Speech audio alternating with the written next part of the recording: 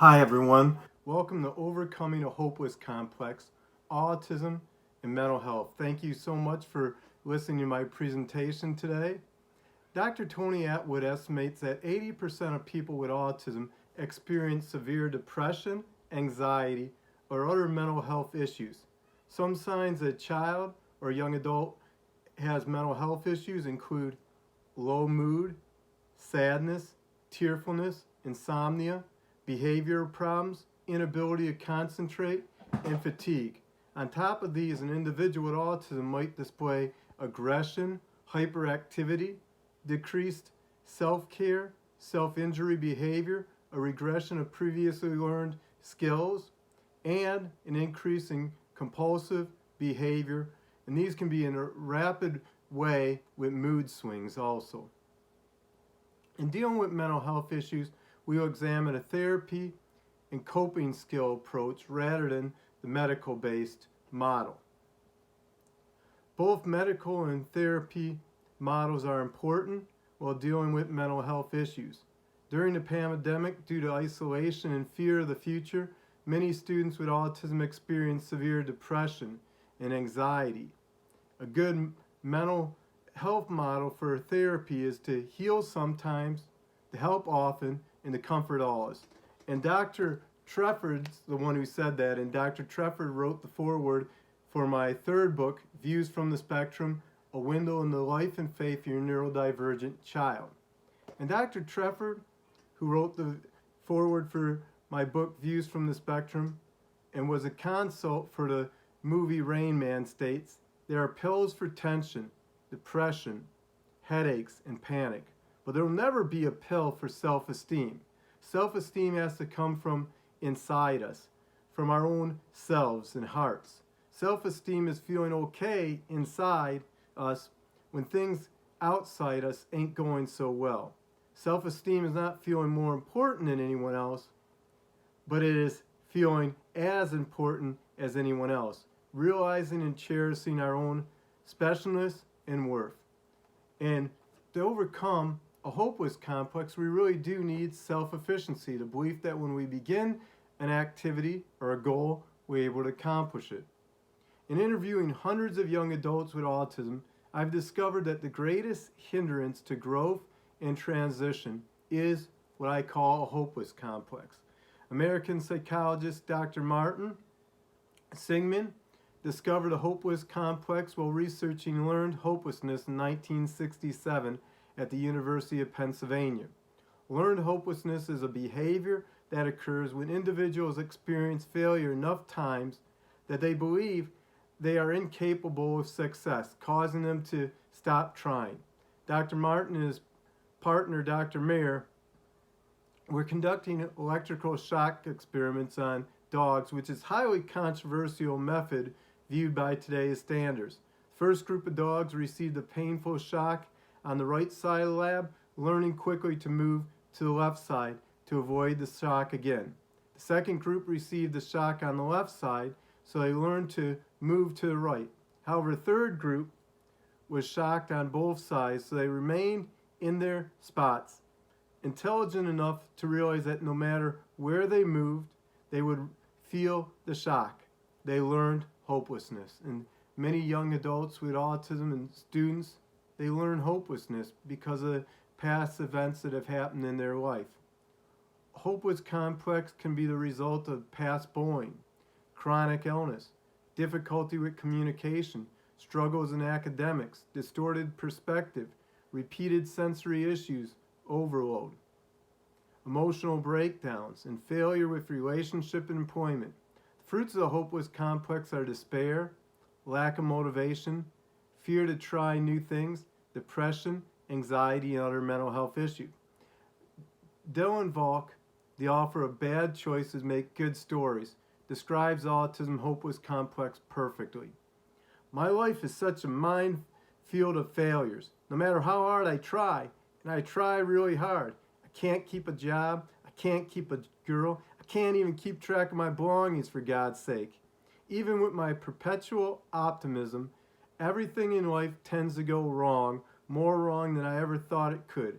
I feel like my optimistic nature is being slowly and painfully eroded by my increasing soul-crushing life experiences. And that's how a hopeless complex feels. Soul-crushing.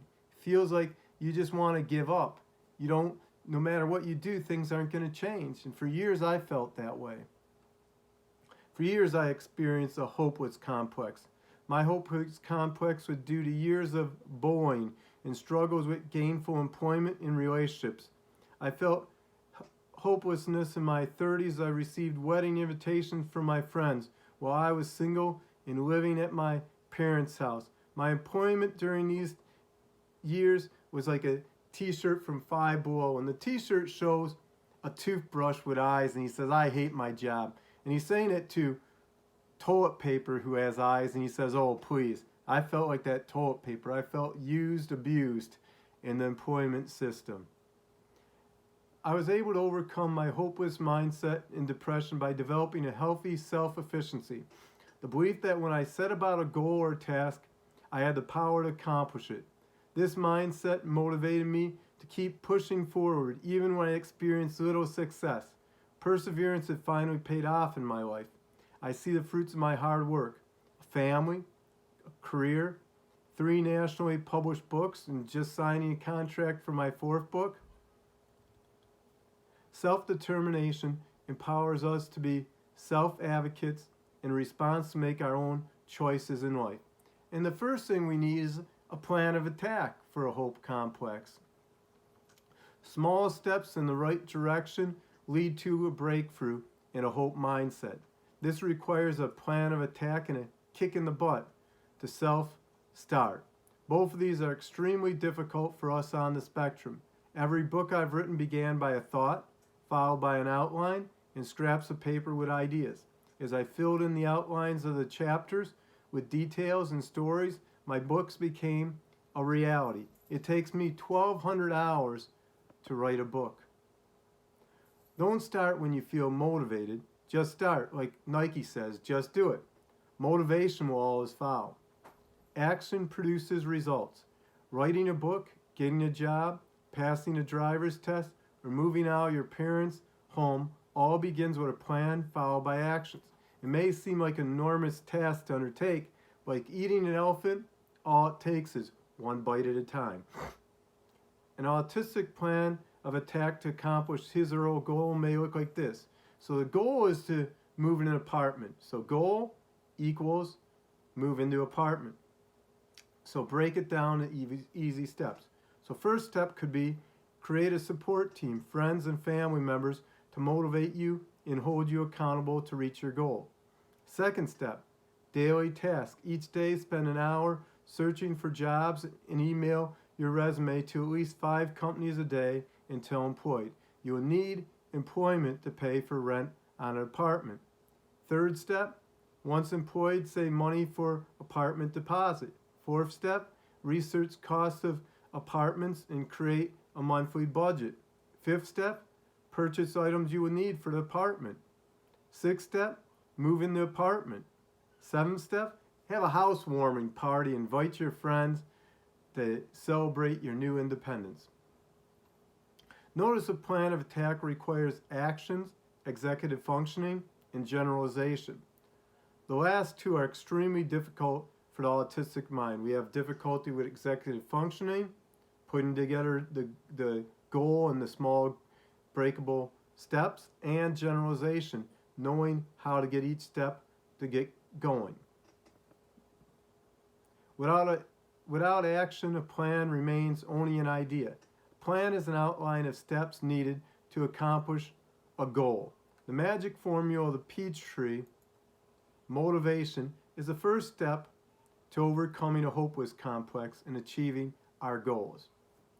So there's 2 types of peach trees. Medical doctor John, finishing his residency, decided to move to a small town in Bowman, Georgia. During a home visit to an elderly farmer, Dr. John commented, "Wow, I love your ripe peach trees." The elderly farmer replied, "About 30 years ago, a tree salesman was passing through our small town selling fruit trees at a modest price. He guaranteed the peach trees would thrive if the buyer used a teaspoon of his magic formula, mixed in a gallon bucket of water, and applied 3 times a day around the roots. The buyers who used the magic formula, their trees continue to thrive to this day, while many who did not use the formula, trees perished within the first year. It was sad, those ones who didn't use the formula. Did you figure out what the magic formula was? Dr. John said. Yeah, I know exactly what it was in it. After I poured probably 100 buckets of water around my trees, cinnamon. How would cinnamon help trees grow? It didn't. All those buckets of water were the secret ingredient. The magic formula was a trick to motivate us to use plenty of water on our trees. The secret formula, cinnamon, motivated the peach tree planters to apply 3 gallons of water a day. Goal completion requires perseverance and avoiding motivational killers. We're going to look at 6 motivational killers. These are what gets rid of the hopeless complex, and if we can overcome these, we're going to have more hope in our lives. Number 1, first motivational killer is lack of sleep. Think about it this way. We sleep more than we work. Most people work 40 hours a week. How many hours do we sleep a week? Well, you have 7 days a week, 7 times 8, that's more than 40 hours. So sleep is very important. Every mental health diagnosis in DSM-5 has one thing in common: sleep deprivation. People with autism struggle with sleep. After 3 days without sleep, your mind can experience psychosis and other mental health issues. Working in the mental health field, I have seen many patients who became manic due to lack of sleep and made poor decisions leading to inpatient care. We on the spectrum love routines. Have a sleep routine of 8 hours a night. A good night of sleep does wonders for the mind and the soul too. You feel good when you have a good sleep. Sometimes when you can't think of an answer to a problem, what do you say? Sleep on it. And when you sleep on it, you got new ideas on how to accomplish your goals. Number 2, common motivation killer for us on the spectrum is perfectionist mindset. Perfectionism can make us feel depressed, frustrated, anxious, and even angry, especially if we constantly criticize ourselves for not doing a good enough job after spending a lot of time and effort on our task. Dr. Stephen Green wrote, "People who seek perfection are rarely satisfied, often disappointed, and generally less productive. Perfectionists simply do not get as much done as individuals who accept excellence as their goal. Perfectionism destroys self-esteem by unrealistic expectations, which can never be achieved, and leads to loss of creativity. Teach individuals with autism who are perfectionists to analyze their all or nothing mindsets and to verbalize obsessive thought patterns. Doing this enables them to see new opportunities for solving problems, boast creativity in their brain. Life is not just black and white, but there's also gray areas, and we need to learn how to live in those gray areas. For years, I struggled with an all or nothing mindset. This mindset caused me to feel anxious and not to celebrate my accomplishments, like our 3,200 meter relay team setting the school record, or graduating with a Master of Divinity and a perfect 4-point GPA. When I accomplished a goal, I was always off to my next big thing and experienced fear that I would fail to complete the new task at hand. Graduating from college was not enough for me. I had to have a perfect 4-point GPA and a yellow ribbon on my robe as I walked across the stage. Looking back, I would have invested less time striving for perfection and more of my energy enjoying the moment with family and friends. My favorite memories of high school and college were not my academic success or my track victories, but the fun times I had with my friends, like dorm movie night with Jeff and Dave, and my college missionary trips to Cameroon, Bulgaria, and Madagascar. Now that my hair is a little grayer, I've learned My goal is to complete a task, not to do it perfectly, but enjoy the progress. Number 3, the motivation killer of depression. And this is a big one. 80% of people with autism suffer from depression.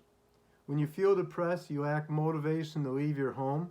You start to neglect hygiene, fail to uphold your responsibilities, and begin to isolate from society. Depression makes our minds groggy with discouraging thoughts, low self-esteem, and a lack of motivation to hang out with friends, grab a coffee, or go to work. When we experience severe depression, we only want to sleep and forget our problems. And for years I felt that way with depression due to autism, where I didn't want to do anything. I just wanted to sleep. Depression can lead to substance abuse of drugs and alcohol to dull the pain. Recent research studies have shown that people with autism who drink or use illegal drugs are more likely to abuse these substances than those not on the spectrum, because they tend to use in isolation rather than with peers, and to repeat use, which increases the risk of addiction. Alex Generous, an autism advocate, describes her depression. When you are depressed, you don't feel things as they are. You have a block. Depression causes some people to want to stay in bed all day and accomplish nothing. But I made a conscious decision based on who I wanted to be rather than what I felt like. I decided to rise from the bed and fulfill my dreams. This act of choice over feelings and emotions enabled me to discover the world around me. And discovering the world around us, curiosity, enables us to overcome depression. And it creates an attitude of optimism, rather than pessimism. It makes us feel good about what's going on around us. When I feel lack of motivation due to depression, I take my dog Rudy for a walk outside, or watch a comedy movie like Dumb and Dumber that makes me laugh. I find laughter lifts the cloud of depression. Proverbs 17:22 says, "A cheerful heart is good medicine, but a crushed spirit dries up the bones." Remember we talked about Dylan, how he had that crushed spirit from the hopeless complex?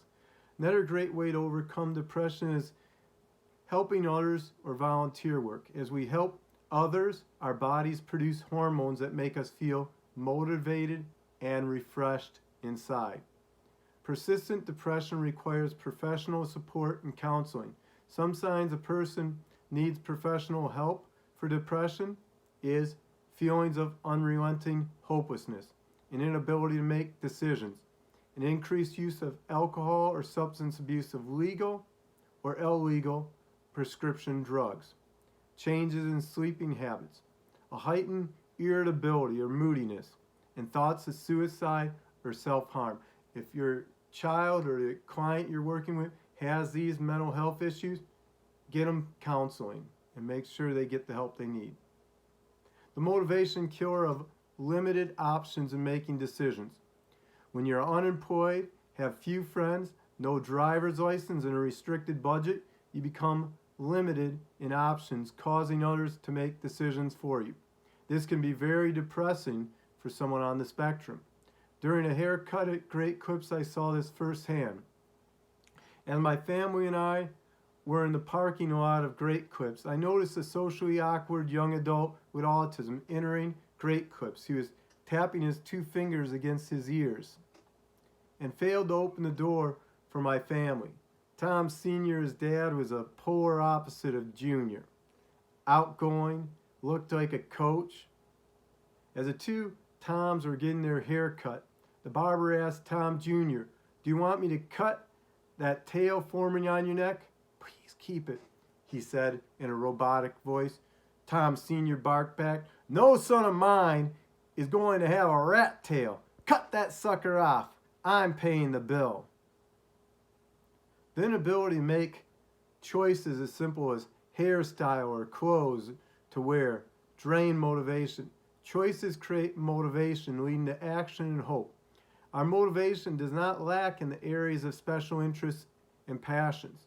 So 3 ways people can increase their ability to make decisions. First, by being trustworthy in the choices they make. If a young adult with autism lives at home and his parents tell him to be home by 10:30, be home at 10:30, and they'll give you more independence when they see that you're a trustworthy young adult. Second, obey the rules of the land. People with autism have difficulty obeying rules they don't understand or they think are illogical or unfair. Breaking laws and probation will limit a person's ability to make choices in life. Teach young adults with autism the reasons for different rules and regulations. Also, the consequences if you break a law. I've worked in the mental health industry. I see many young adults on tethers who are autistic because they broke simple laws that most people take for granted. Third, devise a plan to make extra cash. Without finances, an individual with autism, decisions in life are limited. Young adults with autism can earn extra cash by walking neighbors' dogs, handiwork, or yard work, selling stuff on eBay or Craigslist, or starting a website. They can start a dog walking business by handing out flyers around the neighborhood or at the park. Garage sales are the perfect place to find low price items you can resell on eBay or Craigslist for a profit. My brother Chuck buys 80 toys like Star Wars and He-Man figures and resells them online. Create a website on autism and have local companies pay to advertise on the site. The more followers and traffic a website receives, the easier to get paid for advertisement. And then the fifth motivational killer. The fifth is the motivation killer of past failure in employment and relationships. This was a motivation killer I struggled with the most. Before I met my wife Kristen, I had many heartbreaks. In 2005, when I was laid off, I sent out over 500 resumes and received hundreds of rejection letters. For the next 3 years, I was underemployed, working for a moving company, breaking my back lifting heavy furniture. These experiences made me feel like an utter failure, even though I had a master's degree and perfect 4-point grade point average. The only way to overcome the relationship employment failure complex is refusing to give up. No matter how many times you experience rejection or are knocked down, refuse to allow this to define you as a person or cause you to lose hope. The best thing a person with autism can do is keep working until a better job comes along. In relationships, keep meeting new people and improving social skills until you meet someone you click with. After meeting his girlfriend, a young adult with autism shared, "If you're struggling with love yourself or to find love, it's truly not the end of the world.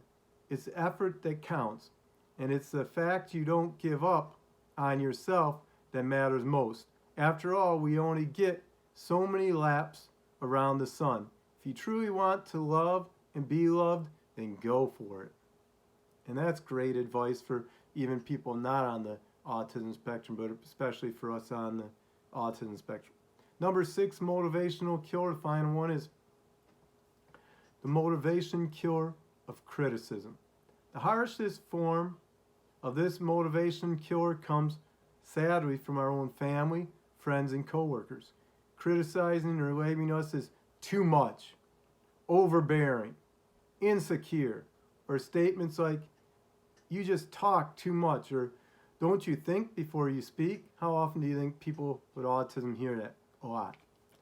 When we experience constant criticism, we freeze up and fear to take risks like applying for college and moving out of our parents' home, or pursuing relationships and a career, fearing rejection and criticism from our loved ones if we should fail.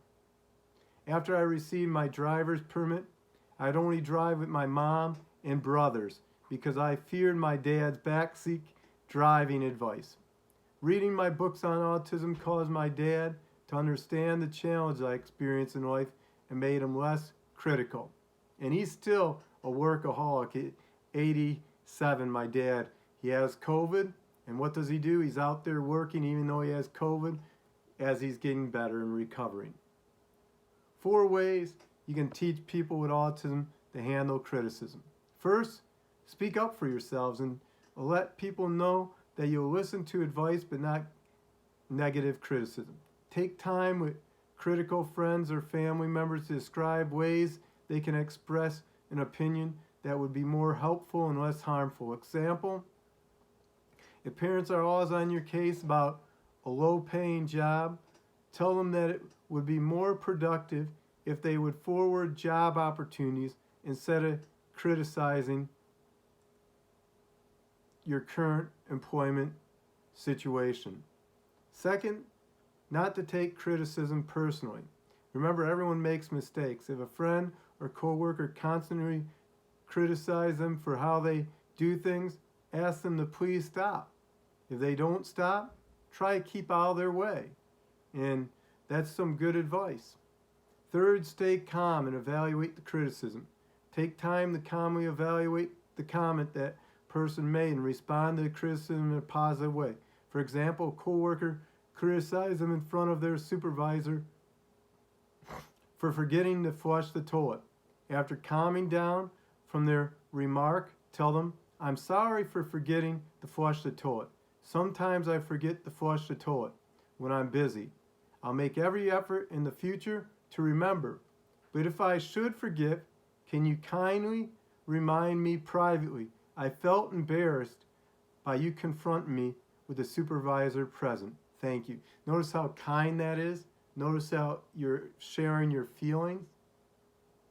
Fourth, if they are unsure if the criticism has any merit, then ask a trusted friend or coworker who will be honest with them.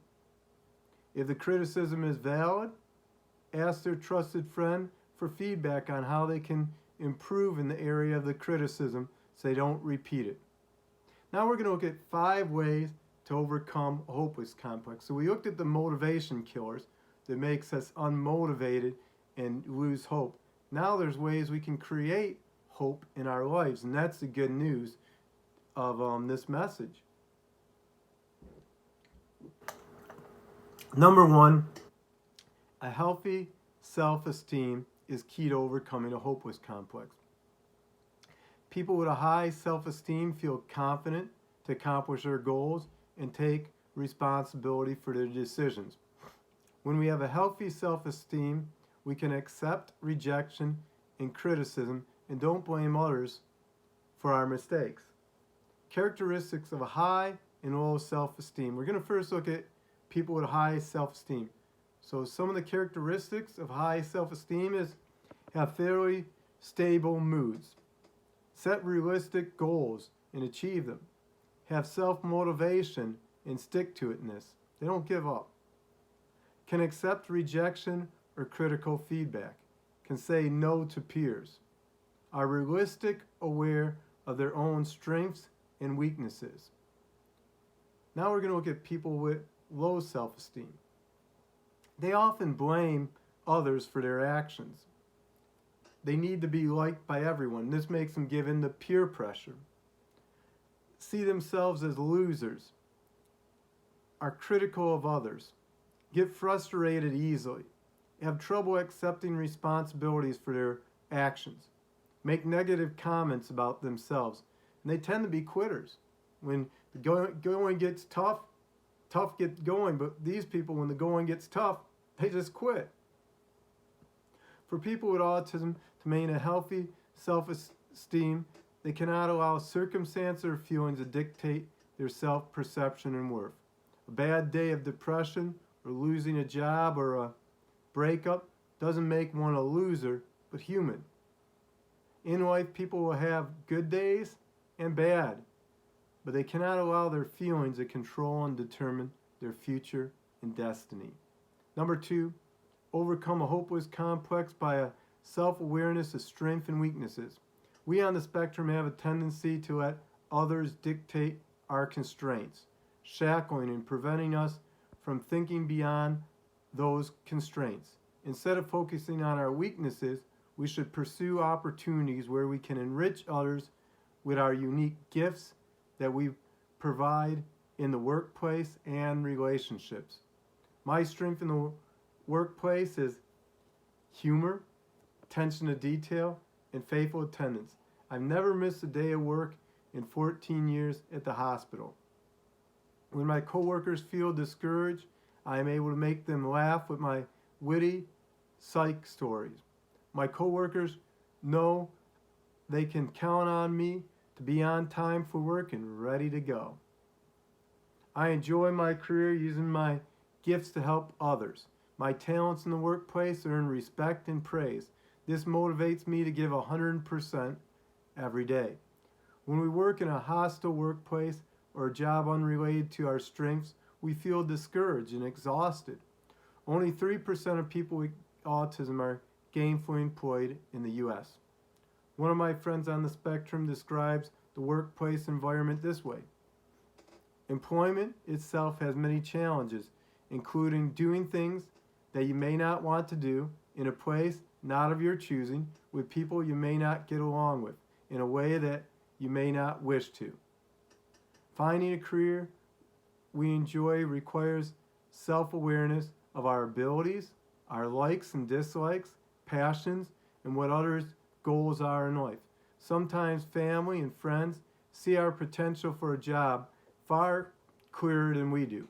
Internships and volunteer work can provide opportunities to discover likes and dislikes and prepare individuals with autism for the workplace.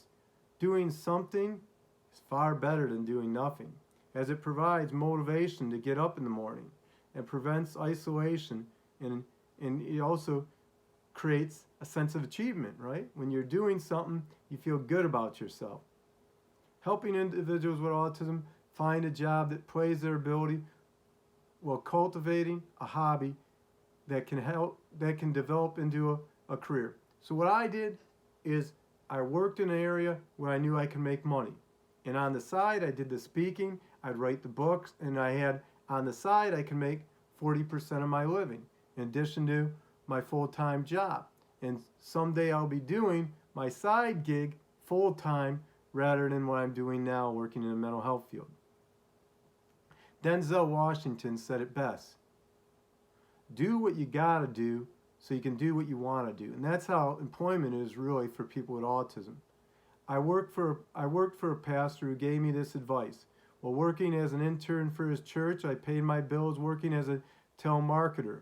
While writing my books, I interviewed hundreds of professionals and individuals on the spectrum. I gained confidence for these phone calls by the thousands of cold calls I made telemarketing. And even with doing my speaking, 70 events a year, I do a lot of cold calls. Today I did a cold call to a pastor of a church, and I said, hey, I talked to one of your congregants. They said that you'd love for me to come speak on autism at your church. And I'm setting up a meeting, a lunch meeting with him, and then share with him, and he's going to have me come speak. So confidence comes by working. Number 3, overcome a hopeless complex by not taking things personally. We on the spectrum tend to take things personally. When a coworker cracks a joke about our clothes, we think the joke is based on truth and respond by never wearing that outfit again.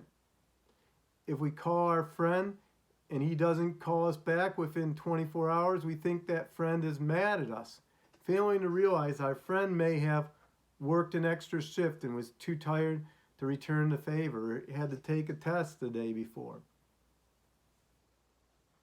I still struggle with taking things personally, and I'm learning that life is busy, and this causes friends not to respond to emails quickly or to cancel commitments. Wendy Lawson, who has Asperger's, shares, until recently, I always believed that if someone close to me was angry, then it must be because of me. Now I'm beginning to realize that people can be happy or even angry for many different reasons. In fact, it may have nothing to do with me at all. I use the horse principle to assess whether to take a joke or comment personally, or as I sometimes, or something I need to change in my life. The horse principle goes like this. If one person calls you a horse, that person is crazy. If 2 people or 3 people call you a horse, you got a conspiracy. If everyone calls you a horse, you better saddle up for the rodeo, partner. For example, your friend Bill says, I hate your new hoodie. It makes you look like a thud. While the girl you like, Crystal, says, your hoodie looks great on you, boy. So with using the horse principle, I would determine wear the hoodie. Bill is only sharing his opinion. And hey, Crystal likes that hoodie. You're doing good. You crack a joke in the conference room at work. The room is so silent you could hear an ant sneeze, and 5 offended women inform you that's a sexist joke. Please don't repeat it. The horse principle would access, saddle up for the rodeo, partner. 5 women are not all wrong, so don't tell inappropriate jokes in the workplace. When it comes to offending one offended person is too many. While using the horse principle, ask yourself these questions. Does this person's opinion matter? When it comes to personal things like style, it does not matter as much as if you offend someone and could lose your job for the comment or joke. Number 4, overcome a hopeless complex by putting the past behind us and number 6, overcome a hopeless complex by putting the past behind us and marching forward with confidence. A hopeless complex was formed over years and sometimes decades of unresolved pain, abuse, and a sense of failure. A hope complex makes one feel defeated and perceive the world from a distorted perspective of failure. What if you can reverse this process and cultivate hope? A man placed his wet clothes in the dryer and set the dryer on maximum heat. Returning 45 minutes later, checking his clothes, he discovered the clothes were still dripping wet. He touched the dryer and it was cold. While exploring the electrical wires in the dryer's duct, he discovered in the heating duct a robin's nest. This nest prevented the dryer from accomplishing its purpose, which is what? To dry clothes. This nest was formed one branch, a patch of mud, leaf, and twig at a time. Likewise, a hopeless complex was formed one branch of abuse, 5 patches of bullying, mud, twig upon twig of firings from jobs, and many countless leaves of broken and unhealthy relationships. Removing a hopeless blockage will release the power of self-confidence to accomplish goals. People can reverse the hopeless complex by cultivating hope and putting the past behind them. We're going to look at 3 ways now to develop that hope and be able to march forward, be able to accomplish our goals, be able to have self-efficiency, the belief that when we set about a goal, we're able to accomplish the goal. First, create hope with a support team to encourage an individual with autism when they feel emotionally dead or depressed. Friends and family are often good at finding the silver lining of a situation. These friends provide advice to accomplish goals and the steps needed to reach them. Remember generalization, we have difficulty in putting together steps. Our family can help us with that. Second, forgive past mistakes and don't allow them to haunt the future. Think of each mistake as a learning process. Write in a journal lessons learned from them and the qualities you like about yourself, including strengths and talents. This can help boost self-esteem when feeling down about a mistake made.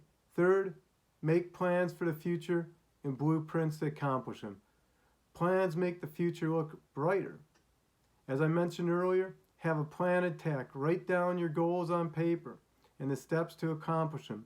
A support team is important to keep one guided in the right direction. My plan for the future is I want to be the first autistic congressman. So I'm already doing speaking engagements to prepare me for when I run for office.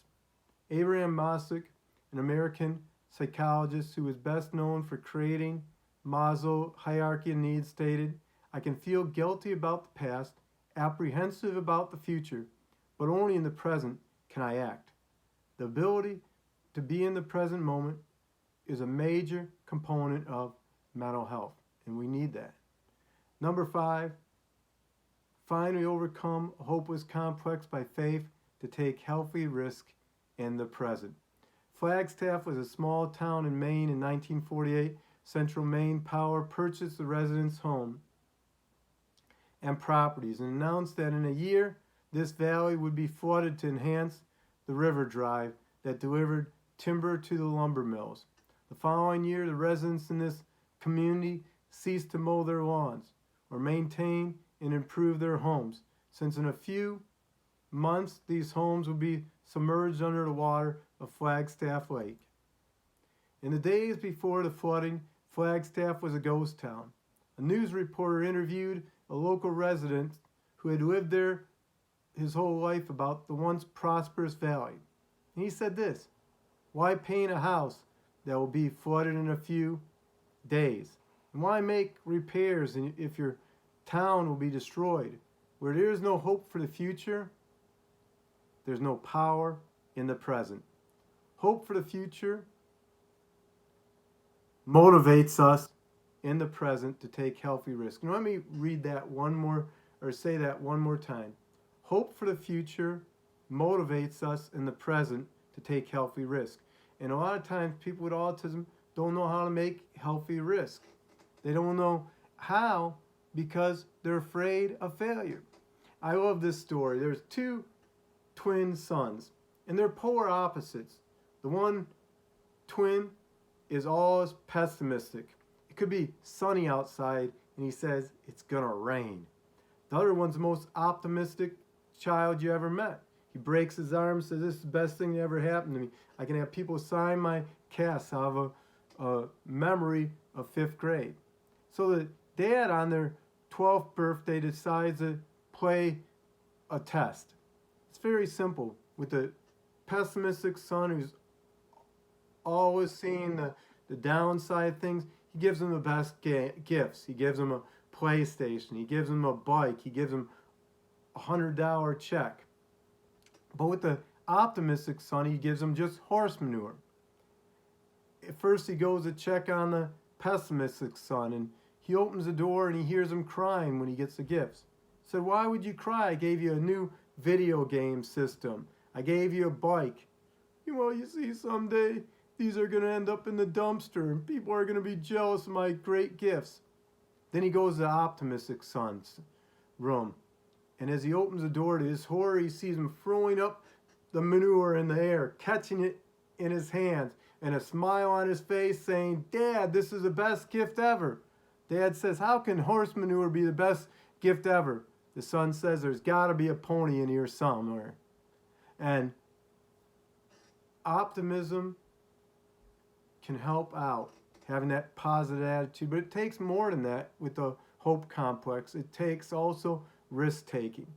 And risk-taking comes as we believe that we can have positive output in life. And I'm going to close with these thoughts. Hope complex empowers people with autism to experience independence and accomplish their dreams. We cultivate a hope complex by overcoming the 6 motivational killers and a healthy self-efficiency. And that's the belief that when we set about a goal, we're able to accomplish it. As we put our past behind us and march forward in hope, we will see new opportunities for employment and relationships, and we'll have the courage to take risks. And then I have a fun activity you can do to help out young adults with autism to develop that hope complex. And I call this putting it into action. We listen to we listen to the presentation. Now here's how we can put it into action. On a cardboard, draw 2 mountains. Label the first mountain hopeless and the second mountain hope. Glue on the hopeless mountain pictures of things or emotions that cause you fear and anxiety. On the Hope Mountain, glue pictures of activities you enjoy like swimming or playing video games, and pictures of your goals like traveling, relationships, education, housing, and employment. Now draw with a black marker a path up the hopeless mountain. On the path, write 3 or 4 encouraging messages like, when unexpected things happen in life, I'll learn to adjust. Or if I experience sensory overload, I will take a break.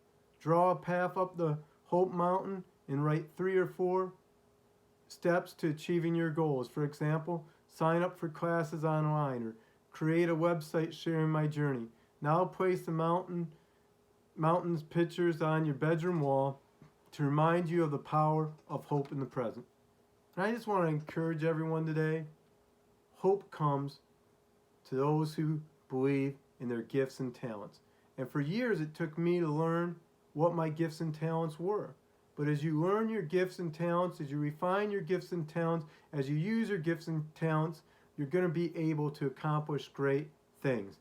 And I want to thank everyone for hearing me speak today. And Views from the Spectrum, a window into faith and life of your neurodivergent child. This took, for me to write, it took having a hope complex. I had to believe that as I set about writing a book, I'm able to do it. And writing a book, getting a driver's license, moving out of your parents' house, it all takes one thing, self-efficiency. The belief that when you begin a goal, you can carry it out. When you have self-efficiency, you have a hope complex. Thank you so much for listening to me, and enjoy the rest of the presentations. Thanks.